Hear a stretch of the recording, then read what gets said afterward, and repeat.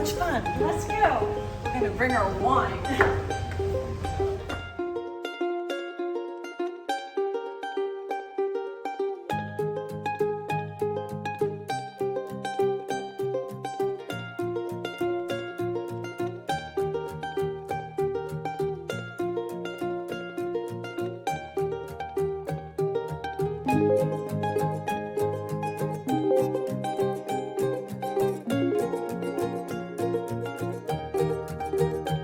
Hi, I'm Rhone. I'm here at Chateauneuf du Pape, touring in Provence, France.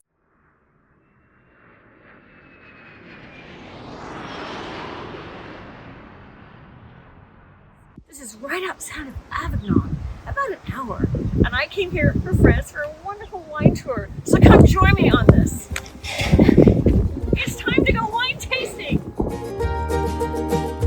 Within this wine tasting tour at Chateau Denali's was going through what was a museum of old machinery that they had used way back when, because this vineyard was established in the 1700s and winemaking began that long ago, right here. I'm giving a big shout out today for the sponsor of this video. Rocyis sponsored this video with their Wine Connoisseur 6-piece gift set. This was the perfect sponsor for this video because they have the coolest wine opener, foil cutter, wine stoppers, storage, charging base, and wine pourer. All 6 pieces comes on a wonderful charging base with a USB-C other end that goes right into your base. It charges really fast. It only took me 1 hour to charge it. It comes with a high quality foil cutter. And you just put it on top of your bottle and you give that bottle a twirl. And off comes your foil. No more jagged edges and no more cuts by dealing with that foil. The wine opener is so simple to use. I just placed it on top of my bottle and then I pressed the button pointing down. I want that corkscrew to go down, and very quickly it got that cork and took it out of the bottle. That was amazing. It had a lot of power and force and did that very quickly. And to release the cork, you just press the other button, the up button. And the same amount of time, that cork is done and out. That was easy and fun. I have 2 choices here for aerators. With the kit comes this aerator. It's the tulip style. And it goes right in the top, it fits snugly. And then it's time to pour.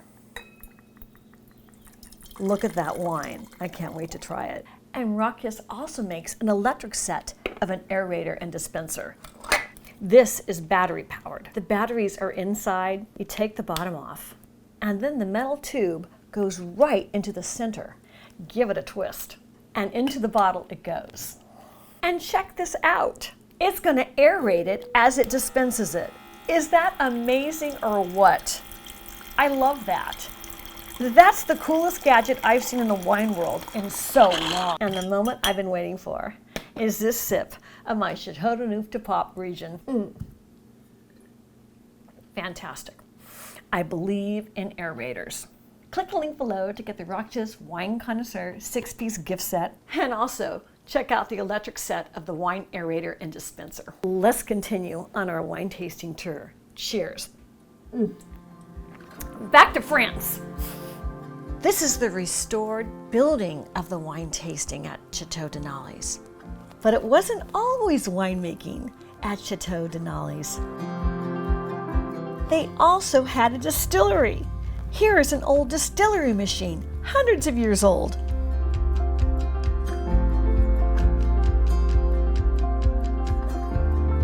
They made something like grappa, a super strong alcohol made from the stems and the waste products. That's how they distilled it in that old machine on wheels. And here's a close-up. And it would go into a bottle like this.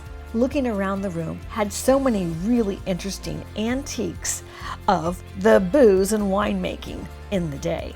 There was a corking stand, which actually was a little chair someone would sit on, and then they would cork the bottles. With the lever, they would pull that lever down, and with the new corks that they kept there, they just keep plugging the bottles with the corks. I wanted to sit in that thing and play with it, but I was told not to.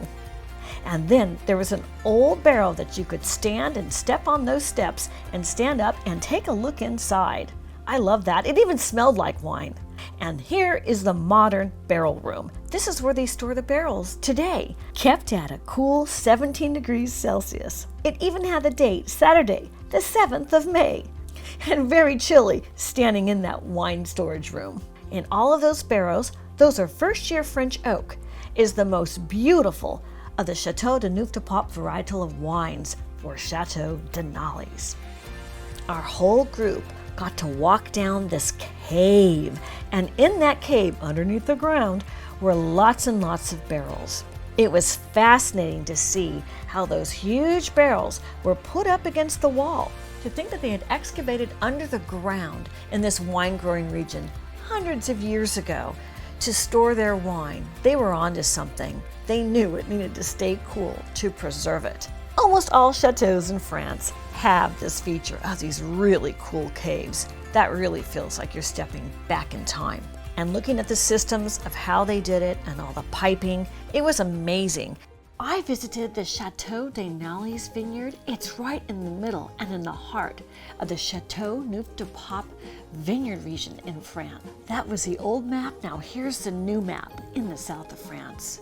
It's in the southern Rhône Valley. In fact, it's the second biggest appellation in France. Only Bordeaux has more vineyards. Chateau Denali's is right over here. That's where I'm at right now.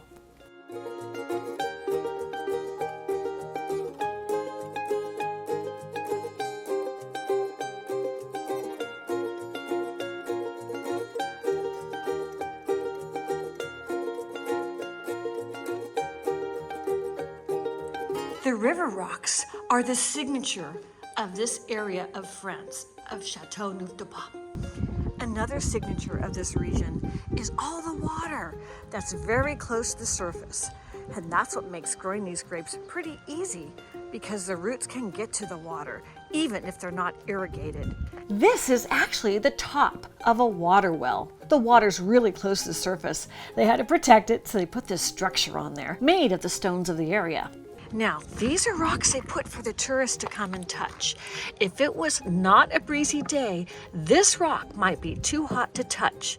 So the farmers put these rocks on top of their soil, so they absorb the heat rather than having the dirt absorb that water. These are samples of those river rocks. They're within the vineyard, and farmers put them on top of the soil, and they're within the soil, in order that the soil stays moist and dry and doesn't get too dried out. I did not know that. And this is the sand that's in the soil. There's many different vineyards you can choose to go wine tasting in this region, but I went to Denali's Chateau. They have a large selection of wines made from the many grape varietals of that region. So that was really unique that I could have the whole lineup of those wines. And I went with a whole group of people from my hometown in Santa Barbara, and I was pouring wine. That was so much fun. We all loved tasting those different varieties. I started with a white.